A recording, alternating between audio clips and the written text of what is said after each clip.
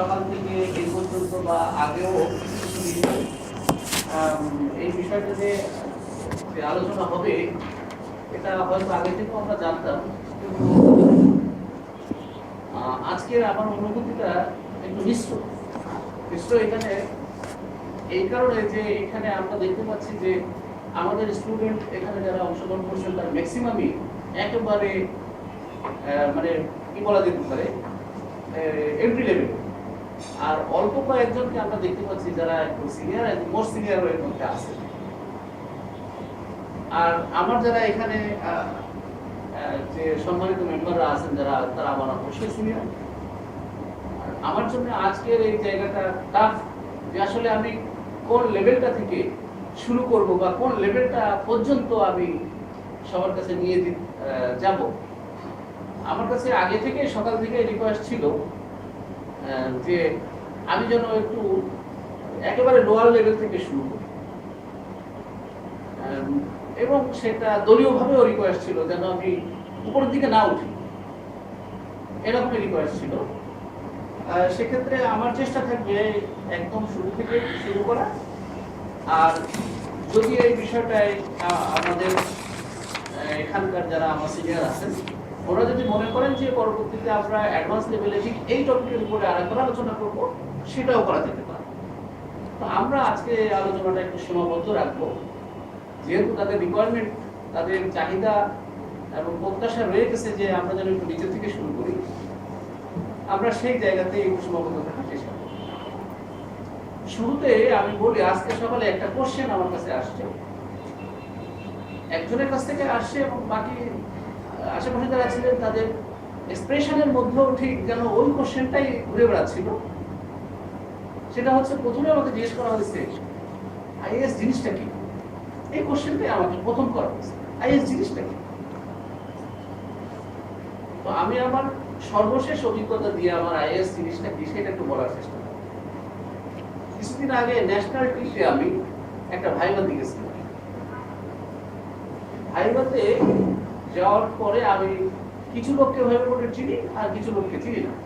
তার মধ্যে একজন যুগ্ম সচিব, যাদেরকে আমরা সাধারণত আমাদের ইন্টার্নশিপের যে ডিফেন্স থাকে সেইটাতে যে আমরা কখনো কখনো ওনাকে পেয়ে থাকি, আমার নামটা এর মধ্যে মনে নাই।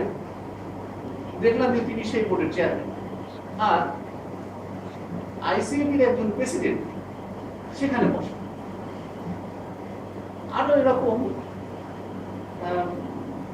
আইসিএবির আছে, শুধু আইসিএবি ছাড়া অন্য যে সমস্ত আমাদের ফিনান্সিয়াল ইনস্টিটিউশন আছে, এডুকেশন ইনস্টিটিউশন আছে, এরকম কিছু কিছু প্রতিষ্ঠানের যারা প্রধান তারা সেখানে উপস্থিত। একজন আমাকে ঠিক এমন ভাবে একটা কোশ্চেন করলেন শুরুতে, আচ্ছা আপনি কি শুনেছেন আইএস বলে একটা জিনিস আমরা ইদানিং শুনতেছি। মানে উনি ভাবটা এরকম যে আমাকে একটু বোকা বানায় ফেলা যায় কিনা। তা আমিও ঠিক ওভাবে বললাম, জি স্যার আমি একটু শুনছি, কি জিনিসটা। বলতে বলতে আরেকজন জিজ্ঞেস করলো যে যদি কি করতে হবে, বেসিক্যালি এটা কি করতে হবে। আমি উত্তর দেওয়ার আগে আরেকজন জিজ্ঞেস করলো, আচ্ছা আইএস 1 এ কি আছে। এই কথা বলার পর আমি প্রশ্ন উত্তর দেওয়ার একটু সময় পেলাম। আমি বললাম যে সেটা হচ্ছে কি ফিনান্সিয়াল রিপোর্টিং ফ্রেমওয়ার্ক। আসলে যে আমরা যে ফিনান্সিয়াল স্টেটমেন্টগুলো তৈরি করি, এখানে এর যে একেবারে গাইডলাইনটা মোটামুটি সেখানে দেওয়া আছে। এই কথা বলার সঙ্গে সঙ্গে আইসিএবির যিনি প্রেসিডেন্ট ছিলেন তিনি এমন ভাবে আমাকে কোশ্চেন করলেন, ঠিক মনে হলো যেন উনি আমাকে আরো বোকা বানায় ফেললেন। আচ্ছা কোন আইএসটা লাগে, আপনি একটা বিজনেস অর্গানাইজেশন যদি যান, কোন আইএসটা লাগে এই ফিনান্সিয়াল স্টেটমেন্ট তৈরি করার জন্য। আমিও ঠিক আমার কাছে মনে হলো আমিও আর একটু বোকা হয়ে যে বললাম, সরি স্যার এই বিষয়টা আমার জানা নাই। তবে যদি আপনি প্রতিষ্ঠানের নেচার বলেন আর যদি ট্রানজাকশনের নেচার বলেন তাহলে আমি বলে দিতে পারবো যে কোনটা কোনটা দিয়ে হবে, তবে একটা দিয়ে হবে। এই কথা বলার সঙ্গে সঙ্গে তিনি খুবই খুশি হয়ে গেলেন। তো আইএস এর বিষয়টা হলো, এই অভিজ্ঞতা দিয়ে আমি যে কথাটা বলতে চাচ্ছি যে বেসিক্যালি আমরা আজকে আলোচনা করতেছি 16 কি কিন্তু এরকম আইএএস এবং আইএফআরএস আমাদের অনেকগুলোই আছে, এটা আমরা সবাই কম বেশি অলরেডি হয়তো জেনে ফেলছি। তো 16টা কেন? ওই যে ভাইবা বোর্ডের মধ্যে আর কিছু আমাকে জিজ্ঞেস না করলে 16 এর উপরে আমাকে অনেক কোশ্চেন করছিল। এবং আমার বন্ধু বান্ধব যারা যারা পরীক্ষার হলে যায়, ভাইবাতে যায় বা পরীক্ষার হলে যায়, তো বিভিন্ন জায়গাগুলোতে যখন কাজ করতে বসে তখন এই 16 তাদের সামনে আগে চলে আসে। আপনি যখন একটা ব্যালেন্স শিটে খাড়া করেন এবং ব্যালেন্স শিট আইটেমের বিভিন্ন জিনিসগুলো যেখানে আরে অ্যারেঞ্জ করতে যান, আপনার টোটাল অ্যাকাউন্টের মধ্যে কোনো না কোনো জায়গায় অ্যাসেট সংক্রান্ত বিষয় এসেই যায়। 16 এতটা ইম্পর্টেন্ট একটা বিষয়। সার্ভিস অর্গানাইজেশন আপনি ইনভেন্টরি নাও পেতে পারেন, কিন্তু সার্ভিস অর্গানাইজেশনে অবশ্যই আপনি অ্যাসেট পাবেন। ফলে 16 আপনার অবশ্যই। এর জন্য আমরা প্রথমটাই আমরা 16 হিসেবে আমরা আলোচনা করেছি, প্রসিডিউর 16টা আমরা দিয়ে শুরু। যাই হোক, পাওয়ার পয়েন্ট প্রেজেন্টেশন দিয়ে আমরা হয়তো শুরু করতে পারতাম, তাহলে আমরা স্টুডেন্ট লেভেলে হয়তো মেসেজগুলো খুব কমিয়ে দিতে পারতাম। এই জন্য আমরা চেষ্টা করব যে আমরা আমাদের ফরমাল ক্লাসরুমের মধ্যে যেমন আমরা করে থাকি ঠিক তেমন ভাবে এটাকে কিভাবে প্রেজেন্ট করা যায় সেই চেষ্টাটাই আমাদের আছে এবং আমরা সেইভাবে চেষ্টা করি। ওটা নাই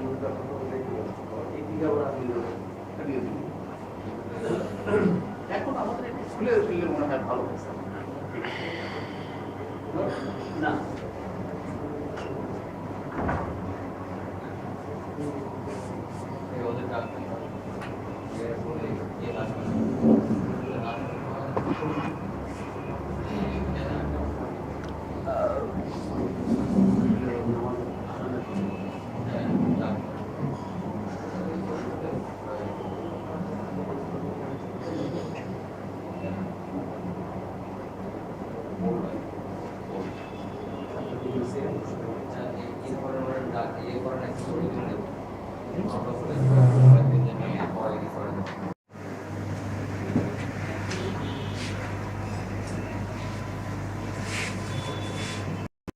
ফিলেট হচ্ছে কি বোনলেস ফিশ।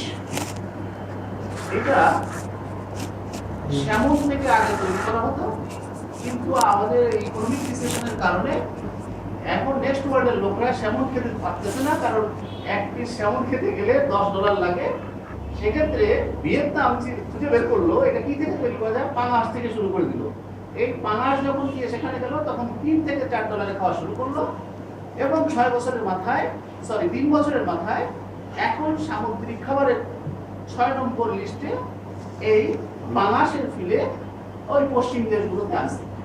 এবং এই চাহিদা আমাদের চায়না থেকে শুরু করে এই আশেপাশের যে সমস্ত দেশগুলো আছে এখানে তো আছেই, আর ওই ওয়ার্ল্ডের ওইদিকে প্রচুর। এবং অলরেডি আমাদের দেশে এমন একটা প্রতিষ্ঠান তৈরি হয়েছে যে প্রতিষ্ঠানের প্রত্যেক দিন আউটপুট ছিল 1 লাখ টন এই ফিশ ফিলে অলরেডি তারা শুরু করে দিয়েছে। যাই হোক, এই আর একটা জিনিস আমরা এখানে পেলাম। এখন এটা থেকে আমি বুঝতে পারছি না কি করবো, এটা থেকে বুঝতে পারছি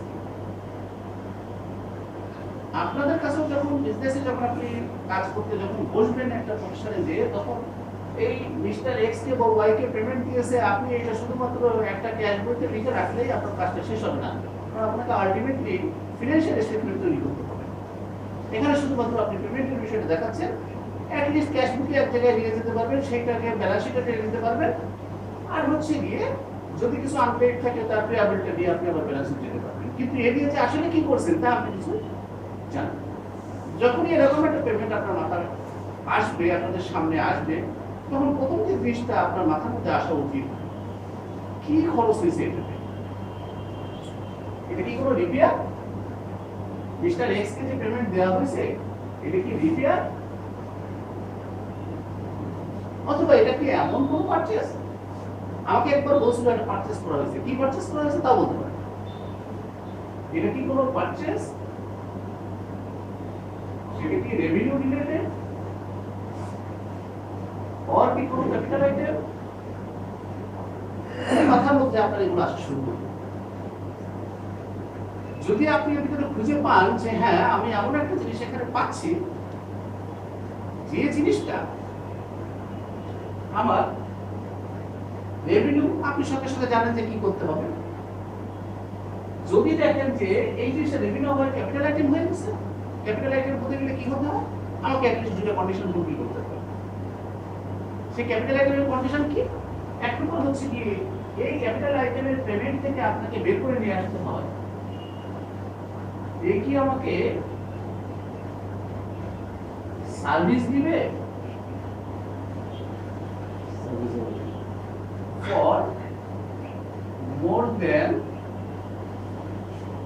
1 year? এই প্রশ্নটা আপনি একটা জানবেন যে আমি যে জিনিসটা পারচেস করছি সে কি আমাকে 1 বছরের বেশি পারচেসের, এই পারচেসের কারণে 1 বছরের বেশি সার্ভিস দিবে? আরেকটা জিনিস আপনি বের করবেন যে যে জিনিসটা আমি পারচেস করছি তার দামটা কি আমি সঠিকভাবে নির্ধারণ করতে পারতেছি? এইখানে দেখেন একটা এসি পারচেস করছে, এই এসিটা কি আমাকে কি 1 বছরের বেশি সার্ভিস দিবে? দিবে? অবশ্যই অবশ্যই দিবে। তাই 1 বছর বেশি যদি সার্ভিস দেয়, এর দাম কি আপনি বের করতে পারতেছেন? 6,75,000 এর মধ্যে কত পারতেছেন এর মধ্যে? তাহলে এই অবস্থার মধ্যে আপনি কিন্তু এটা ডিফাইন করতে পারতেছেন যে আসলে মূল্য কত, অথবা কারো কাছ থেকে আপনি এমন একটা জিনিস পেয়েছেন যা আপনার বিজনেসের দীর্ঘমেয়াদে কাজ করতে পারবেন, কিন্তু আপনি সেটা দাম ঠিক করতে পারছেন না, না আপনার রেডি মার্কেটে আপনার অ্যাভেলেবল, না আপনি যে দিয়েছে বা যার কাছ থেকে পেয়েছেন ডোনেশন দিয়েছে, কিন্তু আপনার বিজনেসে সে আপনি জানতেছেন যে দীর্ঘমেয়াদে কাজ করবে, হেল্প করবে, আপনি জানতেছেন, কিন্তু আপনি তার দাম নির্ধারণ করতে পারতেছেন না বা দাম নির্ধারণের কোনো সুযোগও আপনার কাছে নাই। যদি এরকম একটা অবস্থায় হয় যে এই এসির দাম কত আপনি ডিফাইন করতে পারতেছেন না, অথবা যে জিনিসটা আপনি রিসিভ করছেন আইদার ডোনেশন হিসেবে বা অন্য কোনো ভাবে হিসেবে আপনি তার দাম নির্ধারণ করতে পারতেছেন না, যদি এই দুইটা কন্ডিশন, যদি এক নম্বর হচ্ছে আপনি বের করে নিয়ে আসছেন যে আপনাকে 1 বছরের বেশি সার্ভিস দিবে এবং এর দামটাও আপনি সঠিকভাবে নির্ধারণ করতে পারতেছেন। ধরা যাক এই পেমেন্টটা যদি কোনো রেফ্রিজারেটর সাপ্লায়ারকে দেওয়া হতো, এটা যদি কোনো রেফ্রিজারেটর সাপ্লায়ারকে দেওয়া হতো, তাহলে আপনি কি বের করতে পারতেন যে রেফ্রিজারেটর আমার 1 বছরের বেশি সাপ্লাই দিবে? কি একটা রেফ্রিজারেটর 1 বছরের বেশি সাপ্লাই দিবে না? অবশ্যই। সরি, সাপ্লাই দিবে না? তাহলে আপনি 1 বছরের বেশি সার্ভিস করতে পারছেন, দাম কি আপনি বের করতে পারছেন কত? কেন 80,000 তো চেক দিয়েছেন তাকে, এবং বলা হচ্ছে আপনাকে, আমাকে জানানো হয়েছে ওই লোকটাকে শুধু এই একবারই চেক দেওয়া হয়নি এবং ওইটাই শেষ, সেটেলমেন্ট হয়ে গেছে, কিন্তু সেই জিনিসটা কি তাকে কোথাও বলতে পারে না, কোথাও সে তথ্য না। পরের দিন আমাকে সে এরকম এনে দিতে পারছিল, ওই তথ্যটা দিতে পারছে না, আমাকে রেফ্রিজারেটর পার্সেল করছে। তাহলে এখন সে দ্বিতীয়বার যখন তথ্যটা দিল তখন কি আমার এখানে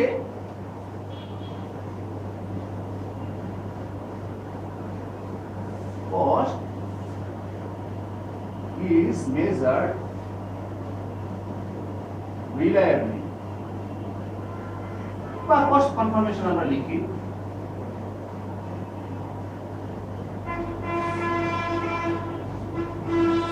দেখুন আমরা এই আইটেমটা থেকে কি আমরা এগ্রিজিট বের করতে পারি? এখন ঠিক রেফ্রিজারেটর এখানে কেনা হয়েছে যার মূল্য হচ্ছে আমার 80,000 টাকা, এই কন্ডিশনটা ফুলফিল করে, আর এই রেফ্রিজারেটরটা আমি কি বুঝতে পারতেছি যে আমাকে 1 বছরের বেশি সার্ভিস দিবে? যদি বুঝে থাকি তাহলে ওই আইএস 16 বলতেছে এইরকম যদি অবস্থা হয় তাহলে আপনি ধরে নেবেন এটা কিন্তু আপনার অ্যাসেট, এবং আপনি একে নিয়ে বুকিং দিবেন প্রপার্টি প্ল্যান্ট এন্ড ইকুইপমেন্ট, আসলে আমাদের একটা আইটেম আইএস 16 বলতেছে না? তাহলে আপনি প্রথমে কোনো একটা আইটেমকে পারচেজ হওয়ার সঙ্গে সঙ্গে এই দুইটা কন্ডিশনকে জাজ করার চেষ্টা করবেন যে সে আমাকে 1 বছরের বেশি সার্ভিস দিবে কি না, আর সেই জিনিসটার দাম আমি প্রকৃতপক্ষে নির্ধারণ করতে পারতেছি কিনা। এরকম একটা চেকের জায়গায় আসলে কিন্তু আপনি কিন্তু দামটাকে সঠিকভাবে বের করে ফেলতে পারতেছেন না, যে আমার এসি বা রেফ্রিজারেটরের জন্য কম, অথবা আমি আরো যে এক্সাম্পল গুলো দিয়েছি, কিন্তু এই অবস্থার মধ্যে 80,000 টাকা দাম নির্ধারণ করতে পারছেন এবং এ আপনাকে একাধিক বছর ধরে সার্ভিস দিবে, তাই না? আইএস 16 এর মধ্যে এই সার্ভিসের কথার জায়গায় লেখা আছে ফিউচার ইকোনমিক বেনিফিট।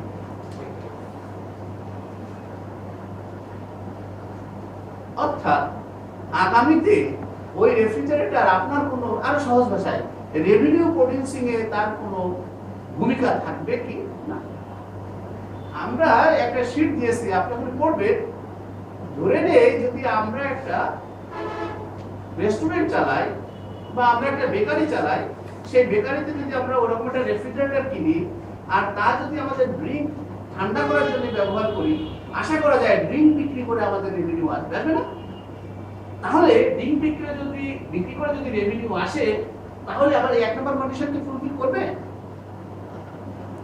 আমি বেনিফিট পাবো না? ইয়ার আফটার ইয়ার বেনিফিট পাবো না? সে আমার রেভিনিউ প্রডিউসিং এ সাহায্য করবে না? এইটা যদি সে করে থাকে, আর সেই পণ্যটা, সেই আইটেমটা যেটা আমরা কিনলাম, সেই আইটেমটার দামও আমি কিন্তু সঠিকভাবে নির্ধারণ করতে পারছি, কত? ৮০,০০০ টাকা। এই দুই কন্ডিশনের কারণে আইএএস 16 বলতেছে এরকম যদি হয় তাহলে যে কোনো একটা আইটেমকে আপনি অ্যাসেট হিসেবে কনসিডার করতে পারেন। এবার উল্টাই দেই, এই রেফ্রিজারেটরটা আমরা না কিনে, ধরা যাক আমরা এই রেফ্রিজারেটরটা না কিনে এখানে আমরা 10টা রেফ্রিজারেটর কিনছি। 10টা রেফ্রিজারেটর কিনে ধরে নেন আমাদের একটা ওয়ালটনের শোরুম আছে, একটা আমরা পানি ঠান্ডা করে আমার ক্লায়েন্টকে এন্টারটেইন করি আর বাকি 9টা বিক্রি করব। তাহলে একটার ক্ষেত্রে এই কন্ডিশন ফুলফিল করবে না? সেক্ষেত্রে আপনি কিন্তু প্রথম যে একটা, সেই একটা দিয়ে কিন্তু এই কন্ডিশনটা ফুলফিল করা যাবে। কারণ ক্লায়েন্টকে এন্টারটেইন করার জন্য, দ্যাট ইজ রেভিনিউ প্রোডাকশনের ক্ষেত্রে, ওই প্রথম এসিটা কিন্তু আপনাকে হেল্প করবে, কিন্তু বাকি 9টা এসি কি আপনার কি করবে? সে আপনার রেভিনিউ বাড়ানোর জন্য বিক্রি করলে টাকা আসবে না? রেভিনিউ বাড়াবে, কিন্তু সে কিন্তু এই যে রেভিনিউ আপনাকে বাড়াবে। আর এখানে কি বলা হচ্ছে? দামও আপনি ঠিক করতে পারবেন না। এই কথাটা আপনি এখানে লিঙ্ক করে ফেললেন যে আমার রেভিনিউ প্রোডাকশন সে করবে, দ্যাট ইজ আমি ওই 9টা এসি বিক্রি করে দিলে সরাসরি আমার রেভিনিউ আসবে, আর কষ্ট আমি সুন্দরভাবে, কত এক একটা দাম 80,000 করে না, আমি সেই দামটা আমি বের করতে পারবো না। কিন্তু আপনি যদি পিপিই এর যদি সংজ্ঞাটা আবার দেখেন, সেখানে বলতেছে যে আপনি এই প্রপার্টি প্ল্যান্ট এন্ড ইকুইপমেন্টের মধ্যে ওই আইটেমগুলো নেবেন যা আপনার বিজনেসের অপারেশনে সাহায্য করে। সেক্ষেত্রে 2টা কন্ডিশন এখানে বলা হচ্ছে যে আপনাকে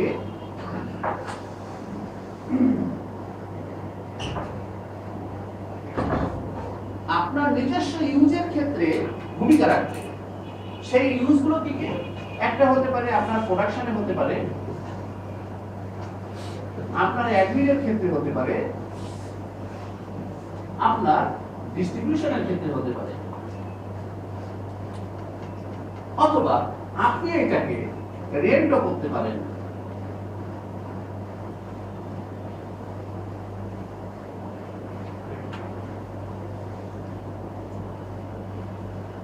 প্রপার্টি প্ল্যান্ট এন্ড ইকুইপমেন্টের মধ্যে, দ্যাট ইজ আইএস 16 আর এক জায়গায় বলে দিচ্ছে যে আপনি এইগুলোকে অ্যাসেট হিসেবে বুকিং দিতে পারেন বা প্রপার্টি প্ল্যান্ট এন্ড ইকুইপমেন্ট হিসেবে তার অন্তর্ভুক্ত করতে পারেন যদি ওই জিনিসগুলো আপনি আপনার বিজনেসের ইউজের ক্ষেত্রে ব্যবহার করেন।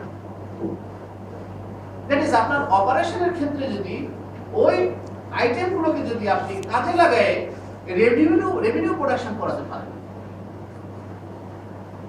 তাহলে বাকি যে 9টা রেফ্রিজারেটর আপনি কিনলেন, সেই 9টা রেফ্রিজারেটর কি আপনার production, administration, distribution, that is আপনার বিজনেসের টোটাল অপারেশনের ক্ষেত্রে সে কি সরাসরি সাহায্য করতে পারতেছে? আমার কথা ক্লিয়ার? জি জি ক্লিয়ার। ক্লিয়ার? হ্যাঁ ক্লিয়ার। সে কি আমার প্রোডাকশনের ক্ষেত্রে অথবা আমার অ্যাডমিনিস্ট্রেশনের ক্ষেত্রে অথবা ডিস্ট্রিবিউশন, আমার এই কটা সার্ভিসই আপনার বিজনেস অর্গানাইজেশন হয়ে থাকে, সে কি আমার এই কাজটা করতে সাহায্য করতেছে কিনা? যদি সে আমার বিজনেসের ইউজের ক্ষেত্রে যদি সাহায্য করে থাকে, তাহলে কেবলমাত্র আমার এই অন্তর্ভুক্ত হবে, আদারওয়াইজ হবে না। সেক্ষেত্রে প্রথম রেফ্রিজারেটর কিন্তু আমার বিজনেসের অপারেশনকে সে ফ্যাসিলিটেট করতেছে, কারণ সে আমার কাস্টমারকে হ্যান্ডেল করার ক্ষেত্রে সে আমার ভূমিকা রাখতেছে। তাহলে সে আমার বিজনেসের বিজনেসের অপারেশনকে সে আমার ফ্যাসিলিটেট করতেছে।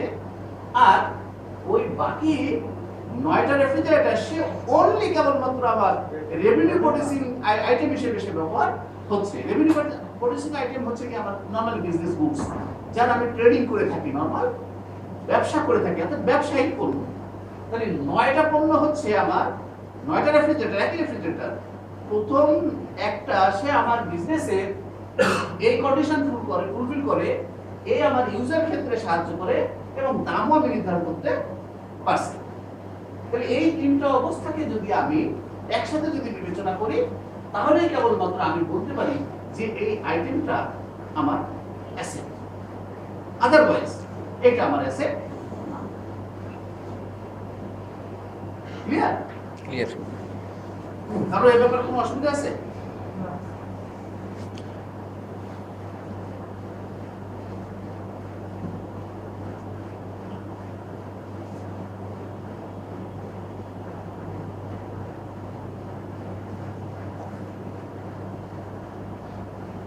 এবার আপনাদের শীটটার প্রথম অংশটা দেখেন, প্রত্যেকটা দেখেন শীটটা আছে। শীটটা দেখেন প্রপার্টি, প্ল্যান্ট এন্ড ইকুইপমেন্ট আছে না? প্রথম আছে। শীটের ওই অংশে দেখেন যে আমি লাস্টে কথাটা বলছি সেটা আছে কিনা।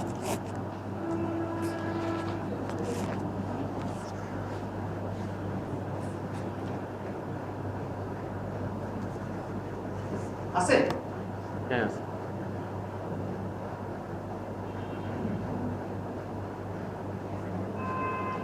এবার আপনি তার নিচের অংশে চলে যান, দেখেন এক জায়গায় আছে রিকগনিশন আছে। দেখেন বাকি দুটো আছে কিনা।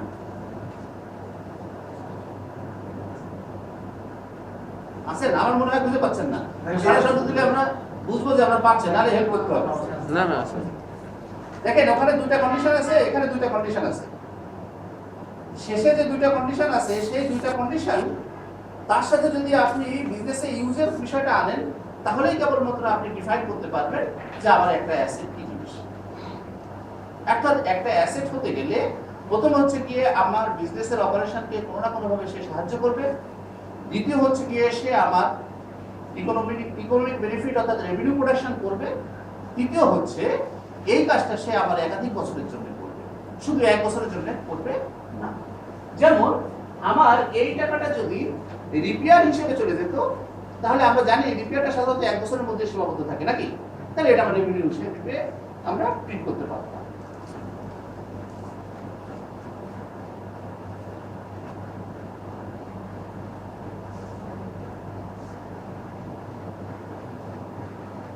এখন দ্বিতীয় প্রশ্ন হচ্ছে যে আপনার একটা অ্যাসেট আপনি প্রথমে নির্ধারণ করতে পারলেন যে এটা আমার অ্যাসেট আইটেম হবে কি হবে না।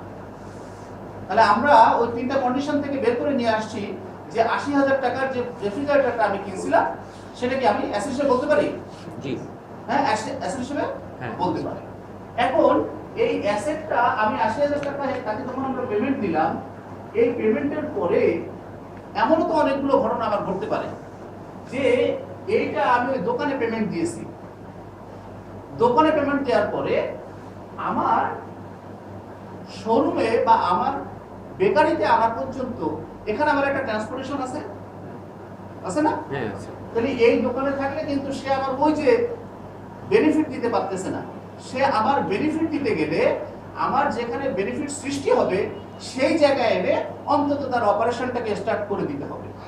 তাহলে আমি আমার ওই যেখান থেকে পারচেস করছি সেখান থেকে আমার এই আইটেমটা এসে সে যদি আমার ওই ড্রিঙ্ক ঠান্ডা করার কাজ শুরু করে দিতে পারে, এই দেওয়ার আগ পর্যন্ত যত খরচগুলো আছে এই IAS 16 বলতেছে সমস্ত খরচগুলোকে একসাথে একত্রিত করে আমি তারপরে অ্যাসেটের দাম নির্ধারণ করব। তাহলে আমি যখন IAS 16 এ এই ৮০,০০০ টাকা যখন আমি এইটা পারচেস করলাম, এর সাথে বলতেছি আমার ট্রান্সপোর্টেশন আছে, ধরা যাক সেটা আমার ৫০০ টাকা আমার দোকান পর্যন্ত আসলো, এবার ওইটা আমার মিস্ত্রিটাকে ইনস্টলেশন করাতে হবে, সেইটা ধরি ১০০০ টাকা। তারপরে আমি ইনস্টলেশন করার পরে আমি দেখতেছি এই ইনস্টলেশনকে সাপোর্ট দেওয়ার জন্য আমার আরো কিছু ম্যাটেরিয়াল যেমন ইলেকট্রিক ওয়্যার, সুইচ, বোর্ড, ইত্যাদি কিনতে হয়, সেগুলো কিনতে নিয়ে ধরা যাক আমার আরো লাগলো ৫০০ টাকা। এরপর মিস্ত্রি আমি যাকে ডাকছিলাম তাকে আমি দিলাম আরো ১০০০ টাকা। এই দেওয়ার পরে আমার রেফ্রিজারেটরটা এবার চালু হলো। এই চালু হওয়া পর্যন্ত, দ্যাট ইজ আমি এই পণ্যটা কিনছি একটা ইন্টেন্ডেড, একটা প্রত্যাশিত সার্ভিসে পৌঁছানোর জন্য। ফলে এই সার্ভিসটা যখনই আমি পাওয়া শুরু করে দেব, ঠিক তার আগ মুহূর্ত পর্যন্ত রেফ্রিজারেটর কেন এই যে কোনো একটা অ্যাসেট আইটেমের সাথে সংশ্লিষ্ট সমস্ত খরচগুলোকে আমি ওই আইটেমের অন্তর্ভুক্ত করবো। এটাকে বলা হয় ক্যাপিটালাইজ করা। তাহলে আমি যখন ক্যাপিটালাইজ করব, দ্যাট ইজ আমার ট্রান্সপোর্টেশন আছে, ইনস্টলেশন আছে, মিস্ত্রি খরচ আছে, আরো কত আইটেম কিনতে হচ্ছে, এগুলো কেনার পরে যখন আমার ধরা যাক এখানে আমার হয়েছে একটা কিছু টাকা, এটা ধরা যাক ৮৩,০০০ টাকা, তখন আমার এই ৮৩,০০০ টাকাকে আমি এটাকে আমার অ্যাসেট হিসেবে এবার আমি আমার প্রতিষ্ঠানে আমি দেখাতে পারব। বলা হচ্ছে IAS 16 বলা হচ্ছে আপনি এইগুলো করার পরে যে মূল্যটা পাচ্ছেন এটা কেবল ইনিশিয়াল লেভেলে, এবং যে কোনো একটা অ্যাসেটকে যখন আপনি রেকর্ড করবেন ইনিশিয়াল লেভেলে ওই অ্যাসেটের মূল্য হবে তার যে কস্ট সেইটুকু। এখানে কস্ট বলতে শুধু এইটা না, এখানে সংশ্লিষ্ট সমস্ত যা কিছু আছে এই সব কিছু মিলাই আপনার যেটা হবে সেটাই হবে আপনার কস্ট। এখন সেই কস্টের এই যে কস্টটা আমরা নির্ধারণ করলাম, দ্যাট ইজ অ্যাসেটটাকে প্রথমে আমরা ডিফাইন করলাম, তারপরে তার আমরা কস্টকে ডিটারমাইন করলাম। এই যে ইনিশিয়াল লেভেলে কস্ট ডিটারমাইন করলাম, এই যে করার ক্ষেত্রে আরো অনেক ধরনের আইটেম আমাদের মধ্যে থাকতে পারে। তো আমি একটা রেফ্রিজারেটর কথা বললাম, আপনারা যদি একটা পৃষ্ঠা উল্টান সেক্ষেত্রে আমরা অংশগ্রহণ করবো।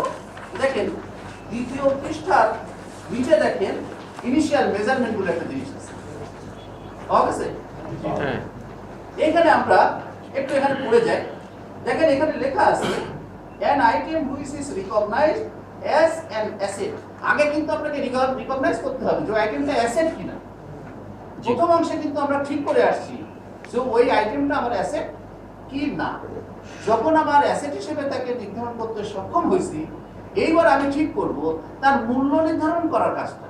সেই মূল্য নির্ধারণের ক্ষেত্রে আমি এই যে ইনিশিয়াল মেজারমেন্টের মধ্যে এখন দেখেন আমরা এখানে যেগুলো সংক্ষেপে দেখানোর চেষ্টা করছি রেফ্রিজারেটরের ক্ষেত্রে ওভারঅল আর কতগুলো আইটেমের মধ্যে আসতে পারে। আপনি দেখেন ১ নম্বরে আছে পারচেজ প্রাইস, যে দামে আপনি কিনলেন সাপ্লায়ারকে যে দামটা দিলেন সেই দামটা। সেক্ষেত্রে সাপ্লায়ার যদি আপনাকে কোনো ডিসকাউন্ট দিয়ে থাকে সেই ডিসকাউন্টটা আপনি অবশ্যই বাদ দিয়ে দিবেন।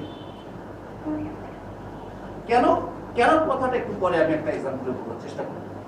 দ্বিতীয় হচ্ছে এছাড়াও ওই যে বললাম এই প্রাইসের পরেও আপনি তার থেকে আপনার প্রত্যাশিত সার্ভিস পাওয়া পর্যন্ত যত খরচের সাথে জড়িত আছে সেগুলোকে অন্তর্ভুক্ত করবেন।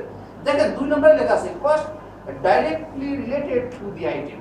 ওইটার সাথে সরাসরি যে সমস্ত খরচগুলো আছে সবগুলোকে আপনি ওর সাথে অন্তর্ভুক্ত করবেন। আমি বলতেছি না, 16 বলতেছে। সেখানে কি আছে? আমরা একটা দিচ্ছি ট্রান্সপোর্টেশন কস্ট। দেখেন দ্বিতীয়টা আছে import duty and unavoidable taxes. যদি কোনো রকমের আপনার ট্যাক্স জাতীয় কোনো বিষয় থাকে, ইস্যু থাকে ওইটার সাথে জড়িত, সেইটাকেও আপনার সাথে যোগ করুন। বলা আছে আনঅ্যাভয়েডেবল, আপনি কোনোভাবে এড়াতে পারেন না। এই রকমের যত রকমের ইম্পোর্ট ডিউটি এবং ট্যাক্স আছে সেটা হ্যান্ডলিং কস্ট। উঠানো নামানো, এই কুলি খরচ, অমুক খরচ, লোডিং আনলোডিং থাকে, সেগুলো আপনি অন্তর্ভুক্ত করবেন। সাইট প্রিপারেশন, ধরেন যদি আপনি একটা জেনারেটর বসান বা একটা কোনো রকমের বড় একটা মেশিন বসান, মেশিন বলতে গেলে অন্তত সেই মেশিনের ফ্লোরটা তৈরি করতে হয়। যদি সেই কংক্রিটের ফ্লোরটাও তৈরি করেন, তাহলে এখানে বলা হচ্ছে যে সেই ফ্লোরটাও কিন্তু আপনার এই খরচের অন্তর্ভুক্ত হবে। সেই মেশিনের দাম তো আছে, তার সাথে ওই যে আবার মিস্ত্রি ডেকে আবার যে ফ্লোর প্রিপেয়ার করলে সিমেন্ট বালি রড যদি কিছু লাগে সেটাও কিন্তু ওই মেশিনে অন্তর্ভুক্ত হবে। এটা বলছে সাইট প্রিপারেশন। তারপর বলা হচ্ছে ইনস্টলেশন কস্ট। এবার এক্সপার্ট ডেকে নিয়ে আসছে, সে আপনার জিনিসটা বসায় দিয়ে গেল। তারপর বলা হচ্ছে প্রফেশনাল ফিস। যেই দিন থেকে আপনি মেশিনটা কিনবেন বলে ঠিক করছেন, সেই দিন এমনও মেশিন এমনও আপনার একটা আইটেম থাকতে পারে যে ব্যাপারে আপনার প্রতিষ্ঠানের পর্যাপ্ত নলেজ নাই, সেক্ষেত্রে আপনি এক্সপার্ট হায়ার করলেন তার পরামর্শের জন্য। সেই এক্সপার্ট এই পার্টিকুলার মেশিনের সাথে জড়িত, ফলে আপনি এই খরচটাও কিন্তু এই পার্টিকুলার মেশিনের সাথে আপনি অন্তর্ভুক্ত করবেন, সেটা প্রফেশনাল ফিস। এরপর বলা হচ্ছে প্রি প্রোডাকশন টেস্টিং। এবার আপনি লাগানোর পরে আপনি ট্রায়াল প্রোডাকশনে চলে গেলেন বা ট্রায়াল টেস্টিং এ গেলেন। টেস্টিং এ যাওয়ার পরে এই টেস্ট করার পরেও এখনো পর্যন্ত আপনি শিওর না যে আপনার ফাইনালি আপনার অপারেশনে যাওয়ার জন্য প্রস্তুত কিনা। যখন আপনি নিশ্চিত না হচ্ছেন যে এটা প্রস্তুত না, ততক্ষণ পর্যন্ত ট্রায়ালে থাকতে হবে। এই ট্রায়ালে থাকার কারণে এখানে যে খরচটুকু হবে সেটুকুও কিন্তু আপনার অন্তর্ভুক্ত করতে হবে, কারণ এখনো পর্যন্ত সে আপনার রেভিনিউ রাইজিং অ্যাক্টিভিটির সাথে জড়িত হতে পারে নাই। যখন রেভিনিউ রাইজিং অ্যাক্টিভিটির সাথে জড়িত হবে, তখনই কেবলমাত্র আপনার ওই মেশিনটা বা ওই অ্যাসেটটা ফুললি সার্ভিস দেওয়ার জন্য রেডি। এর আগ পর্যন্ত কিন্তু আমরা রেডি বলতেছি না, আমরা বলতেছি ইন্টেন্ডেড ইউজ পর্যন্ত। তাহলে যাকে আমরা ট্রায়ালে রাখছি সে এখনো পর্যন্ত আমার ইন্টেন্ডেড ইউজের লেভেলে আসে নাই। তাহলে ওইখানে এই ট্রায়াল প্রোডাকশন করতে যে আমার কিছু পণ্য তৈরি হতে পারে বা আমার কিছু রেভিনিউ সেখান থেকে আর্নও হতে পারে, সেই রেভিনিউটুকু কিন্তু এই খরচ থেকে বিয়োগ করে আবার অ্যাডজাস্ট করে যে খরচটুকু সেটা দিতে হবে। ধরা যাক ট্রায়াল প্রোডাকশন করে সেখানে আপনি 50,000 ট্রায়াল প্রোডাকশনের জন্য আপনার 50,000 খরচ হয়েছে, আর ওই প্রোডাকশন থেকে আপনি একটা মিনিমাম বিক্রয়যোগ্য কিছু আউটপুট পেয়েছেন, ধরা যাক সেটা 2,000। এই 48,000কে তখন বলা হবে নেট করার পরে যে অংশটুকু থাকে, এই যে রেভিনিউটুকু পেয়েছেন এটুকু বাদ দেওয়ার পরে যে অংশ আছে সেই অংশটা আপনি এই ট্রায়াল প্রোডাকশন বা এই যে প্রি প্রোডাকশন টেস্টিং যে খরচ আছে সেই খরচের সাথে এখানে ব্র্যাকেটের মধ্যে দেখা আছে নেট কস্ট লেখা আছে। দ্যাট ইজ আপনি ওখান থেকে যদি কোনো মিনিমাম রেভিনিউ পান, সেটা অ্যাডজাস্ট করার পরে যে অংশটুকু থাকবে সেই অংশটুকু আপনি কিন্তু এখানে নেবেন।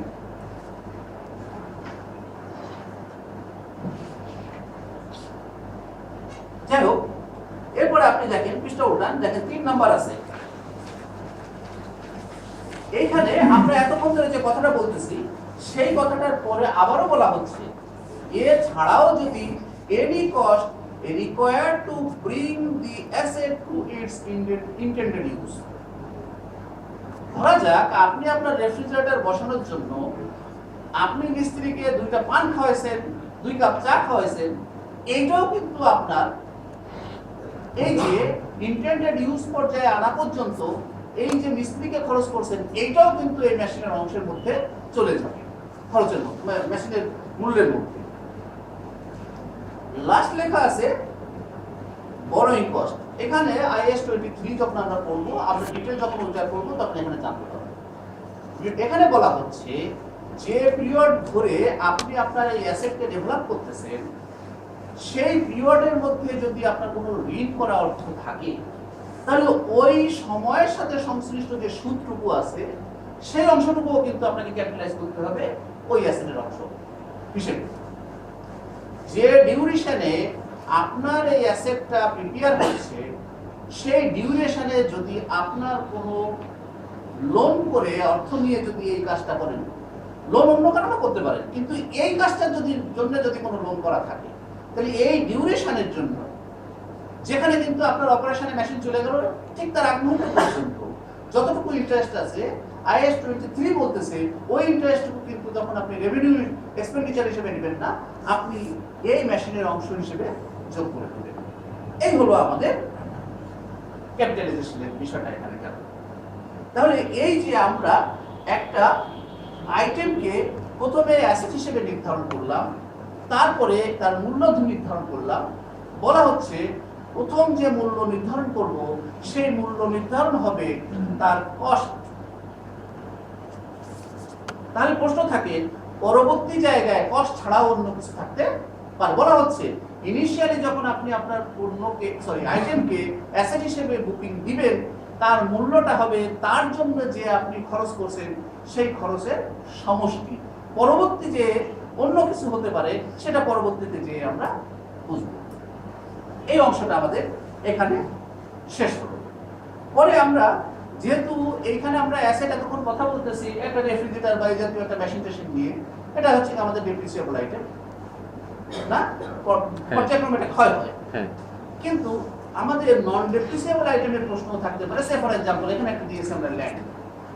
এই ল্যান্ডের বিষয়টাও এরকম, যে ল্যান্ডটা আপনি কিনতেছেন তার কেনা দাম থেকে একটা উদ্দেশ্যে কিনতেছেন না, সেই উদ্দেশ্য পর্যন্ত পৌঁছাইতে এর মধ্যে যত খরচ আছে ওইটা হবে ল্যান্ডের দাম। এখন মনে করেন আপনি একটা, এই যে আমাদের এখানে টেক্সটাইল মিল আছে না, এখানে আমরা জানি নিউ মার্কেটের পাশে একটা টেক্সটাইল মিল। ধরেন আপনি এটা যদি 300 কোটি টাকা দিয়ে কিনে নিলেন এই পুরো প্রপার্টি, কিনে আপনি ওইখানে আপনার মতো করে একটা টেক্সটাইল ইন্ডাস্ট্রি করবেন। তো ওই পুরোনো বিল্ডিং আমার কোনো কিছু লাগবে না, আপনি এবার ভেঙে ফেললেন।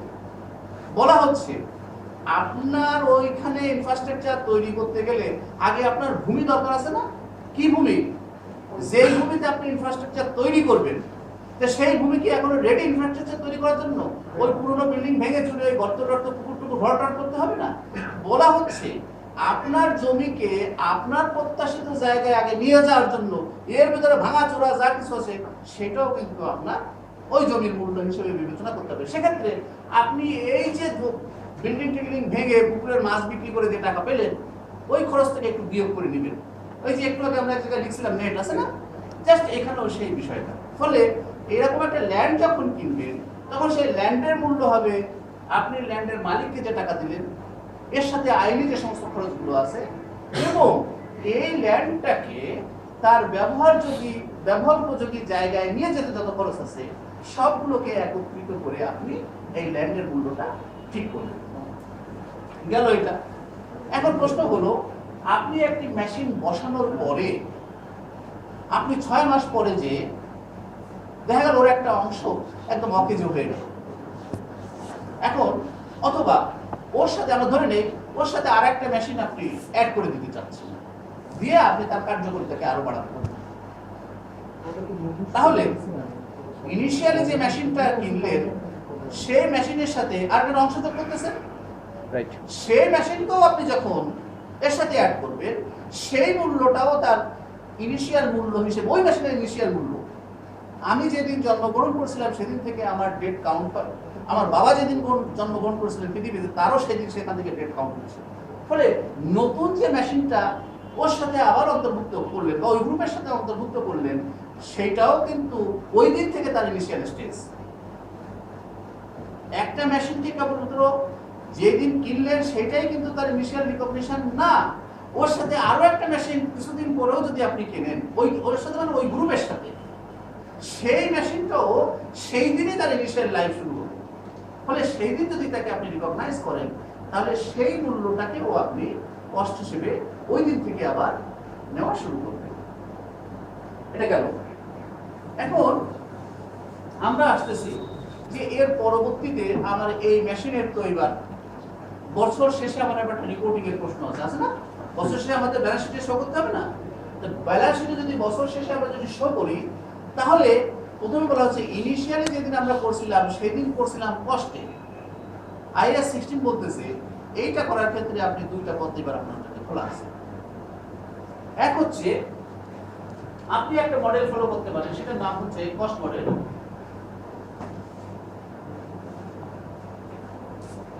আরেকটা আছে রিভ্যালুয়েশন মডেল।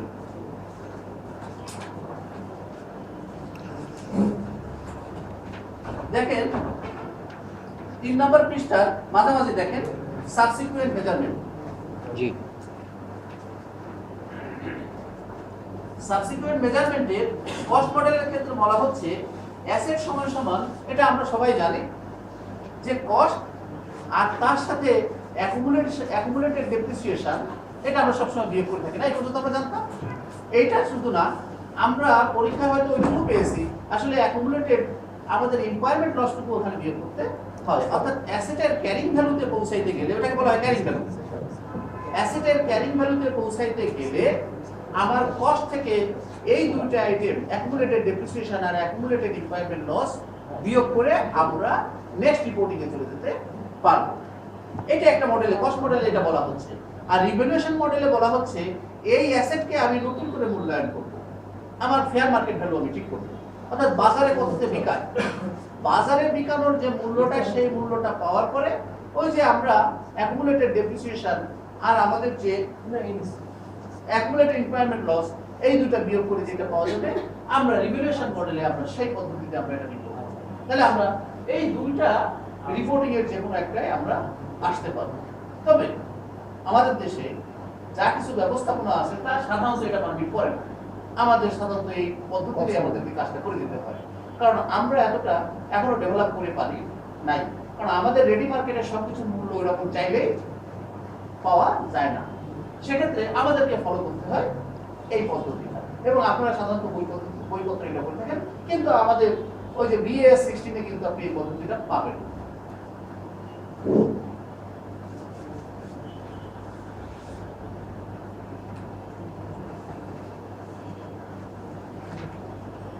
এরপরে আসলো এই যে আমরা একটু আগে বললাম, এখানে আমরা যখন অ্যাকুমুলেটেড ডেপ্রিসিয়েশনের কথা বললাম, তাহলে আমাদের নিশ্চয়ই ডেপ্রিসিয়েশনের বিষয়ে কোনো একটা তথ্য কোনো জায়গায় থাকতে হবে। কিভাবে আমরা ডেপ্রিসিয়েশন করবো, কোন পদ্ধতিতে যাবো, কতগুলো পদ্ধতি আছে, কেমন ভাবে করতে হবে। IAS 16 বলতেছে যে এখানে ডেপ্রিসিয়েশনের কথাও এখানে সে তার গাইডলাইনের মধ্যে দিয়ে দিয়েছে। সেক্ষেত্রে আমরা এখানে শুধুমাত্র এই যে ডেপ্রিসিয়েশন জিনিসগুলো আমরা করে থাকি বা সবসময় করে থাকতেছি, আমরা যে পদ্ধতিগুলো দিয়ে করতেছি, আমাদের BAS ও আমাদের ওই স্ট্রেট লাইন মেথড, ওই আমাদের অ্যাক্টিভিটি মেথড, তারপর হচ্ছে ডিমিনিশিং মেথড, এই কথাগুলো আমাদের BAS 16 সেও আমাদের এই জিনিসগুলো এখানে বলে দিয়েছে। ফলে আমরা এইখান থেকে আমরা যে জিনিসটা দেখতে পাচ্ছি যে আমরা এই 16 এর ভিতর দিয়ে আমরা যে কয়টা জিনিস এই পর্যন্ত জানলাম, এক হচ্ছে গিয়ে কোনো একটা আইটেম অ্যাসেট হিসেবে রিকগনাইজ করে নিতে হবে, অর্থাৎ সে অ্যাসেট গ্রুপের মধ্যে বা অ্যাসেটের মধ্যে পড়ে কি না এটা আগে ঠিক করতে হবে। তাহলে প্রথম কাজটা হচ্ছে গিয়ে সে অ্যাসেট কিনা এটা ঠিক করা। দ্বিতীয় কাজটা আমরা দেখলাম তার মূল্যটা কি হবে সেইটা ঠিক করা। তৃতীয় কাজটা হলো যে তার ক্যারিং ভ্যালুটা কি হবে, একটা নির্দিষ্ট সময় শেষে যে আমরা তার মূল্যটা কি হবে যখন রিপোর্ট করব। আর চতুর্থ আর একটা বিষয় পেলাম যে ক্যারিং ভ্যালু নির্ধারণ করতে গেলে আমাদের ডেপ্রিসিয়েশন মনে হয় বের করতে হয়। এবার আমরা একদম প্রথম পৃষ্ঠার প্রথম জায়গায় চলে যাই, একদম প্রথম পৃষ্ঠার প্রথম অংশে। ঠিক আছে, দেখেন IAS 16 এর নিচে লেখা আছে it recognize an item as an asset. দ্বিতীয় বলা হচ্ছে ডিটারমাইন ইট কস্ট। তারপর লেখা আছে ascertain its carrying value, আর লাস্টে আছে assess its depreciation। অর্থাৎ IAS 16 যদি আপনি পড়েন তাহলে আপনাকে মূলত এই চারটা বিষয়ের উপরে গাইড করা হয়েছে। ফলে আপনি যখন এই শীটটা পড়বেন তখন আপনি শুরুতে এই চারটা বিষয় নিয়ে, অর্থাৎ অ্যাসেটের যে আমার কোনো একটা পারচেজকে যে আমি অ্যাসেট হিসেবে ঠিক করতে পারবো কি পারবো না, তার এখানকার প্রিন্সিপালসটা এখানে বলা আছে। দ্বিতীয় হচ্ছে সেই যে অ্যাসেটটাকে আমি নির্ধারণ করলাম তার মূল্যটা কি হবে। তৃতীয় হচ্ছে নেক্সট কোনো টাইমে যখন আমি রিপোর্ট করব তার ক্যারিং ভ্যালুটা কি হবে। আর চতুর্থ হচ্ছে আমার ডেপ্রিসিয়েশনের বিষয়টা কি হবে। মূলত আমার এই চারটা বিষয়ের উপরে IAS 16 আমার এখানে গাইডলাইন সৃষ্টি করছে বা আমার গাইডলাইন দিয়েছে। আর সর্বশেষ বিষয়টা আপনি যান একদম 3 নম্বর পৃষ্ঠা, দেখেন একদম শেষ লাইনে যেটা লেখা আছে ডিসক্লোজার আছে না। ডিসক্লোজার মূল বিষয়টা হচ্ছে কোনো সমস্যা হতো না যদি আমার বিজনেসটার মালিক শুধু আমি একাই হতাম, কিন্তু আমার একটা বিজনেসের যদি আমি মালিক হই যেমন খুশি আমি রিপোর্ট করতে পারি। একটা ট্রেনিং এ আমরা একটা তথ্য পেয়েছিলাম যে বাংলাদেশে ফরেন ইনভেস্টমেন্ট কম হওয়ার কারণে আমি খুব অবাক হয়েছিলাম যিনি এক্সপার্ট ছিলেন তিনি অনেকগুলো কারণের মধ্যে একটা কারণ বলছিলেন আমাদের দুর্বল অ্যাকাউন্টিং। কারণ কোন একজন ফরেন ইনভেস্টর যারা আইএএস ভালো ফলো করে বা আইএফআরএস ফলো করে এবং যারা খুব ক্লিন ব্যালেন্স শিট এবং অন্যান্য ফিনান্সিয়াল স্টেটমেন্ট তৈরি করে ফান্ডটা তারা সেই জায়গায় নিয়ে যায়। বাংলাদেশের এই গোজামিলে অ্যাকাউন্টিং এর কারণে আমাদের দেশে ফরেন ইনভেস্টমেন্টের সমস্যা হয়ে যায়। এটা আমি এক্সপার্টের মুখে শুনেছিলাম, আমার কাছে বাস্তবে আমি কাজ করতে যেয়ে দেখছি, মনে হয় কথাটা সত্যি। তো এখানে যে কথাটা বলতে চাচ্ছিলাম যে আমরা নিজেরাই যদি আমার বিজনেসের মালিক হতাম তাহলে কোনো সমস্যা ছিল না, কিন্তু আমার বিজনেসের মালিক আমার আরো এক্সটার্নাল অনেকেই আছে। ফলে আমি যা যা করতেছি তা অন্যের কাছে পরিষ্কারভাবে যদি নিয়ে যেতে হয় বা তুলে ধরতে হয় তাহলে আমাকে বলতে হয় যে আমি যে অ্যাসেটটা রিপোর্ট করতেছি তার মূল্য কত, কোন ভিত্তিতে আমি রিপোর্টটা করতেছি, কোন মডেলকে ফলো করে ক্যারিং ভ্যালু করতেছি। ক্যারিং ভ্যালু কয়টা? দুটো আছে না এখানে, এইটাতে করতেছি না এটা করতেছি, ডেপ্রিসিয়েশনের মেথডটা কি, এই যে অ্যাসেটটা আছে তার সাথে আমার কোনো প্লেজ অথবা সিকিউরিটি হিসেবে দেওয়া আছে কিনা, তারপরে এর যে ক্যারিং ভ্যালু আছে সেই ক্যারিং ভ্যালুর সাথে আমার রিকভারেবল ভ্যালু, যদি আমি এই পদ্ধতিতে আসি সেই রিকভারেবল ভ্যালুর কোনো পার্থক্য আছে কিনা, ইত্যাদি ইত্যাদি। আমরা এখানে অনেকগুলো বিষয় এখানে তুলে ধরছি যে অ্যাসেটের ইউজফুল লাইফ, তার ডেপ্রিসিয়েশন মেথড, তারপর হচ্ছে তার সাথে সারা বছরে কোনো এডিশন ডিডাকশন হয়েছে কিনা সেটা, এবং অ্যাসেট যেটাকে আমি দেখাচ্ছি তার মধ্যে থেকে কোনোটা আবার বের করে আমি আলাদা করে আবার বিক্রির জন্য আলাদা করে রেখে দিয়েছি কিনা ইত্যাদি। এখানে অনেকগুলো কথা আমরা বলছি, এইগুলো আমাদের আবার ডিসক্লোজার হিসেবে আলাদা করে আমাদের ফিনান্সিয়াল স্টেটমেন্টের সাথে দেখাতে হবে। আর শেষে দেখেন বলা হচ্ছে আপনি ওই যে অ্যাসেটকে নির্ধারণ করার যে পদ্ধতিটা ব্যবহার করছেন সেই পদ্ধতি ব্যবহার করে যদি এমন কোনো অ্যাসেট যদি পান, নিচে বলা আছে একদম শেষে দেখেন এইরকম কোনো অ্যাসেট যদি আপনার সামনে আসে তাহলে আপনি এই প্রপার্টি প্ল্যান্ট এন্ড ইকুইপমেন্টের আন্ডারে আপনি নিতে পারবেন না। সেগুলো কি কি এখানে লেখা আছে? অ্যাসেট হেল্ড ফর সেল, বিক্রির জন্য যদি আপনি কোনটা রেখে রাখেন সেটা এখানে নাই। যদি কোনো ডিসকন্টিনিউড অপারেশনের যদি অ্যাসেটও থেকে থাকে, কারণ এই ডিসকন্টিনিউড অপারেশনের এর কারণ যুক্তিটা কি? ডিসকন্টিনিউড অপারেশনের ওই অ্যাসেটটা কিন্তু আপনার রেভিনিউতে কিন্তু সাহায্য করতেছে না। আমরা প্রিন্সিপালে বলছিলাম যে আপনার রেভিনিউ আর্নিং এ কিন্তু তাকে ভূমিকা রাখতে হবে, সে কিন্তু আপনার কি বেনিফিট সৃষ্টি করতে হবে, কিন্তু যাকে ডিসকন্টিনিউড বলে আলাদা করে রেখে দিয়েছেন সে তো আপনার রেভিনিউতে সে কোনো রকমের পার্টিসিপেশন তো নাই। ফলে একে কিন্তু আপনি প্রপার্টি প্ল্যান্ট এন্ড ইকুইপমেন্টের মধ্যে আপনি নিতে পারবেন না। এছাড়াও আপনার যদি বায়োলজিক্যাল কোনো রকমের অ্যাসেট থাকে যেমন গাছপালা, অ্যানিম্যাল, এই জিনিসগুলো আপনি এর মধ্যে আনতে পারবেন। তারপরে আপনার মাটির তলে যে সমস্ত খনিজ সংক্রান্ত বিষয় রয়ে গেছে সেগুলোও কিন্তু আপনি প্রপার্টি প্ল্যান্ট এন্ড ইকুইপমেন্টের মধ্যে আনতে পারবেন না।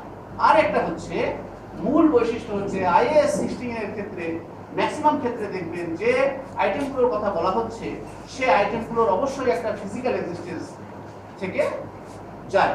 এতক্ষণ আমরা এর মধ্যে না লিখলেও আমরা জানি এই রুমের মধ্যে আমরা যা কিছু দেখতে পাচ্ছি, এক হচ্ছে কি ইলেকট্রিসিটির ব্যবহার এখানে যা হচ্ছে, আর এই সাধারণ অল্প দামের যে বাল্বগুলো ছাড়া এই রুমের মধ্যে যত কিছু আছে সব কিন্তু আমাদের এই ক্যাপিটাল ন্যাচারের আইটেম, যার উপরে বসছি, যে ভবনের যে তালায় বসছি, এই যে ইলেকট্রিক ফ্যান, চেয়ার, টেবিল, সমস্ত কিছু যার একটা ফিজিক্যাল এক্সিস্টেন্স আছে, এই সমস্ত কিন্তু আমার এই আইএস 16 এর মধ্যে আসে। আমি চেষ্টা করছি এইটা যে সংক্ষিপ্তভাবে আমি মূলত এইভাবে মেসেজটা একটু চেষ্টা করছি যে আপনাদের কাছে পৌঁছায়। আমার যতটুকু সম্ভব আমি চেষ্টা করছি। আমার সীমাবদ্ধতা থাকতেই পারে, কারণ এখানে যত পার্টিসিপেন্ট আছে তাদের ক্যাটাগরি ভিন্ন ভিন্ন রকমের, আমি শুরুতে বলে দিয়েছি। ফলে আমাকে চেষ্টা করতে হয়েছে যে সকলের লেভেলে যাওয়ার জন্য। আমার চেষ্টা ছিল, আমি কতটুকু পারসেন্ট যাই না, তারপর সবাইকে ধন্যবাদ জানাচ্ছি যে ধৈর্য ধরে আপনারা আমার কথাটা শুনছেন। আসতেছি। সেক্ষেত্রে তারপরও আপনারা যতটুকু শুনলেন, আমার ইচ্ছা ছিল যে আমি যখন এটা শুরু করি তখন আমরা এই হল থেকে বেরোয় যেন মাথায় করে মেসেজটা নিয়ে যেতে পারি। কিন্তু আমি সকাল থেকে আমি কনফিউজ ছিলাম যে এই যে নানান গ্রুপের মধ্যে আছে সকলের কাছে আমার একটা মেসেজ যেতে পারবে কিনা আমি নিজেই সন্দেহ ছিলাম। প্লিজ বলেন। তো স্যার বললেন যে এই ব্যাপার যে অ্যাসেট হতে গেলে তার অবশ্যই ফিজিক্যাল এক্সিস্টেন্স লাগবে, বাট আমি ইআরপির একটা সফটওয়্যার কিনলাম 2 কোটি। এবার আমি বলতেছি এইটা ম্যাক্সিমাম কি? একটা শব্দ বলে গেছি, কারণ আমার লার্নারকে আপাতত ধরার জন্য, কারণ আপনি practitioner, they are not practitioner, তাদেরকে আমার পরীক্ষার খাতা পর্যন্ত নিতে চাই, বাকিটা তারা বুঝে ফেলবে। Maximum physical existence. Maximum physical existence থাকে, আমি ওই ম্যাক্সিমাম কথাটা বলছি। এই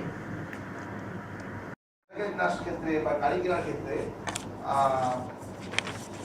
পরে একবারে 3 বছরের ইন্স্যুরেন্স প্রিমিয়াম দিয়ে দিতে হবে। জি, এরকম আমি নিজে সেটা কি আমার মোটরসাইকেলের কস্টের সঙ্গে যোগ হবে কি হবে না? এই 3 বছরের ইন্স্যুরেন্স কি আপনার মোটরসাইকেলকে রাস্তায় চালানোর জন্য সেই ইন্স্যুরেন্সটা দিচ্ছেন, নাকি মোটরসাইকেলের লাইফকে সিকিউর করতেছেন? লাইসেন্সকেই দিতে গেলে আমি দেয় না। না, কি দিল না দিল আমি আসতেছি আমার প্রিন্সিপালসের উপরে। আচ্ছা, আপনি প্রয়োগ করতে যেয়ে কি করলেন সেটা পরে আসতেছি। এখন হচ্ছে কি বলা হচ্ছে, এর মধ্যে আরো জায়গা আছে। লাইসেন্স কি আপনার ভ্যালুয়েশনে সাহায্য করতেছে? নো। মোটর সরি লাইসেন্স বলতেছি, আপনার Insurance. ইন্স্যুরেন্স প্রিমিয়াম কি আপনার এই অ্যাসেটের ভ্যালুয়েশনে সাহায্য করতেছে? না। না। সে কি আপনার ফিউচার ইকোনমিক বেনিফিট সৃষ্টি করবে? না। আচ্ছা, এই ইন্স্যুরেন্স প্রিমিয়াম যেটা 1 বছর দিচ্ছে সে কি নেক্সট ইয়ারের জন্য কি আপনাকে কনফার্ম করতেছে যে ইয়ার আফটার ইয়ার এই একটাতেই হয়ে যাবে? আর 3 বছর চলবে। 3 বছর চলবে। তাহলে এটা কি 3 বছরের জন্য কি আপনাকে সিকিউর করতেছে? হ্যাঁ করছে। তাহলে তো সে আপনাকে কন্টিনিউ করতেছে না, আপনার শুধুমাত্র 3 বছরের অ্যাসুরেন্স সৃষ্টি করতেছে। আর ওই প্রথম পয়েন্টটাই ঠিক আছে যে ওইটা আছে। চালানোর উপযোগী হওয়ার আচ্ছা। জন্য ইন্স্যুরেন্স ছিল। এরপরেও আপনি আপনার কোশ্চেনের রেলিভেন্ট আমার আরেকটা টপিক এখানে আছে।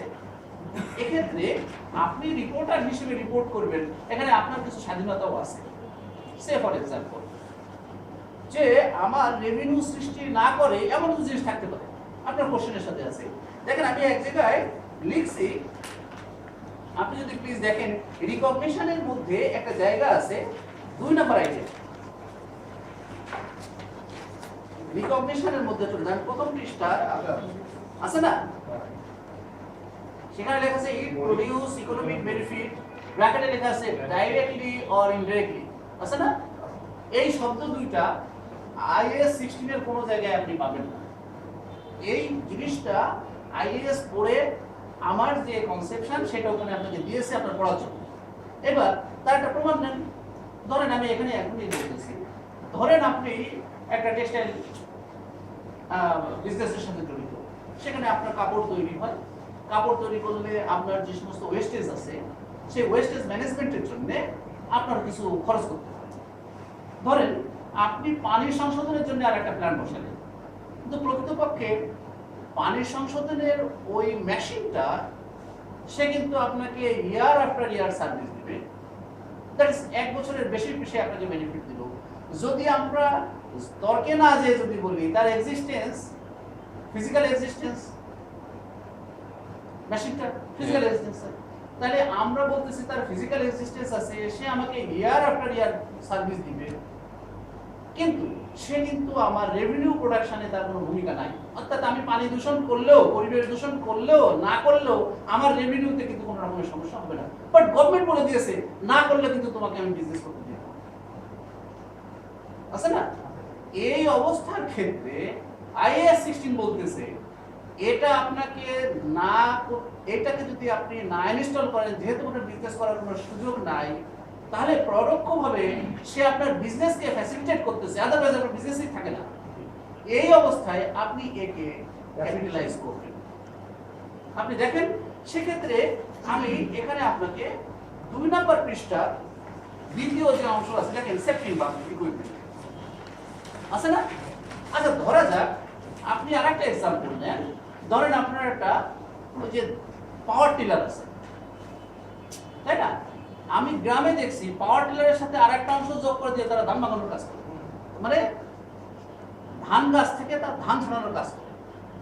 তাহলে আপনি যখন এই পাওয়ার টিলারের সঙ্গে অতিরিক্ত আরেকটা অংশ এডিশন করে দিয়ে আপনি আরেকটা সার্ভিস দিচ্ছেন, এই অংশ অতিরিক্ত এডিশনটাও যদি আপনার ইয়ার আফটার ইয়ার সার্ভিস করে এবং ওটা তো আপনার রেভিনিউ প্রডিউস করতেছে, এটা চোখে দেখা যাচ্ছে, আপনি ওইটাকেও আপনি ক্যাপিটালাইজ করবেন। এইটা দেখেন প্রথম অংশের মধ্যে আছে। এই আমরা আরো আরো এরকম আরো ডিপে যেতে পারতাম, কিন্তু আমি সরি, আমার বাকি যারা আছে তাদের হয়তো ঘুম এসে যাবে। আর এখন আসতে হয়তো অনেকে দু একজন আসতেছে, আমি দেখতে পাচ্ছি, কিন্তু করার কিছু নাই। আর কোনো কোশ্চেন প্লিজ? ইন্স্যুরেন্সটা কি দুই চাইলে যাবে, ক্যাপিটাল করা যাবে আবার এক্সপেন্ডিচার করা যাবে? ক্যাপিটাল ওই যে বললাম স্যার, আপনাকে যদি বাধ্য করে, বাধ্য করছে ইন্স্যুরেন্স না থাকলে গাড়ি চালাতে দেবে না। এখন প্রথম যে অংশটা আপনি, এখন প্রশ্ন হচ্ছে গিয়ে ইন্স্যুরেন্স দুই রকমের।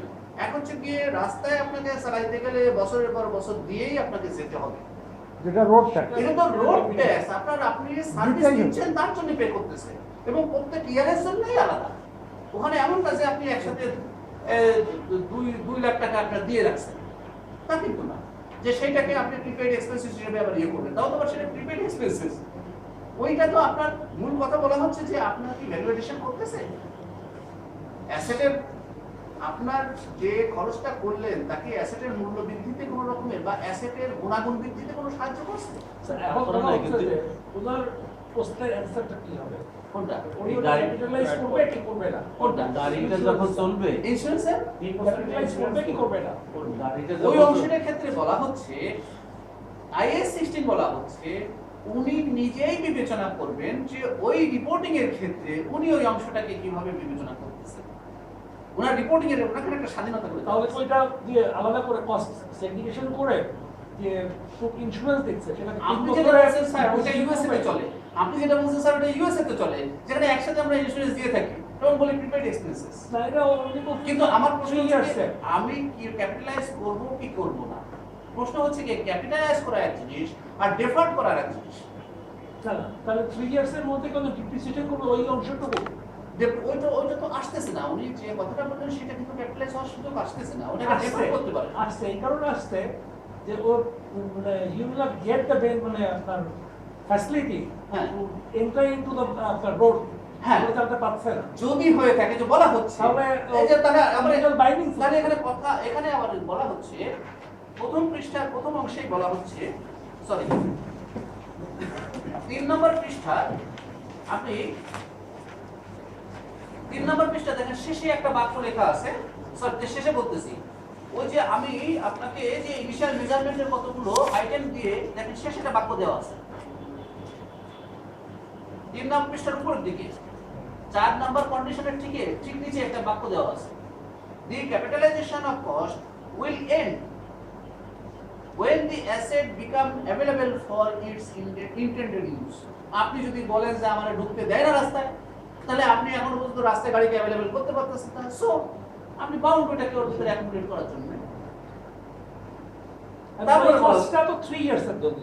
হ্যাঁ, কিন্তু আমি বলতেছি সেপারেটলি 3 ইয়ার্স এর জন্য ডিপ্রিসিয়েট হবে নাকি মূল ভ্যালুর সাথে আপনি তো তখনকার প্রশ্নটা কিন্তু আপনি যখনই বলতেছেন যে আমি 3 বছর কিনা সেটা বড় কথা না, ওটা না দিলে আমাকে দিতে দেয়, এটা ঠিক কন্ডিশনটা আপনি সেটা বলছেন। কিন্তু অনলি 3 ইয়ার্স এর জন্য ওইটা দিতে হবে। তো যদি হয় তাহলে এবার দ্বিতীয় কথা হচ্ছে, এবার প্রশ্নটা আরেক জায়গায় আসতেছে। আমি আরেকটা কথা বলতেছিলাম, একটা হাদিস আছে, একজন দোয়া করতেছে, হে আল্লাহ তুমি আমাকে একটা সুসন্তান দান করো, নবী শুনে বলতেছে তুমি তার আগে বিয়ে করো। That is you must have revenue then charge. আপনি যদি ওই ইন্স্যুরেন্সকে আপনার নর্মাল অপারেশনের কোন জায়গায় ঢুকাবেন, ওর সাথে তো লিঙ্ক না, আনরিলেটেড কোনো কিছুকে আপনার রেভিনিউর সাথে চার্জ ম্যাচ করতে পারেন না, তাহলে একে নিবেন আর কোথায়, এত জায়গা নেই। তাহলে জায়গা আপনাকে ব্যাক করে কিন্তু ওইখানেই ফিরে যেতে হবে যদি বলেন যে আমি ওখানে বাউন্ড এই কাজটা করার জন্য। কারণ আপনি আপনার অর্ডিনারি অপারেশনের সাথে এর কোনো রকমের সুযোগ নাই ম্যাচ করার। অর্ডিনারি অপারেশনের সাথে তার কিন্তু বেনিফিটের কোনো রকমের সম্বন্ধ নাই। ইম্পায়ারমেন্ট সম্পর্কে লেখা আছে। এমপ্লয়মেন্ট হবে অন্য জায়গায় 36 এ। এটা লিখেছো আপনি?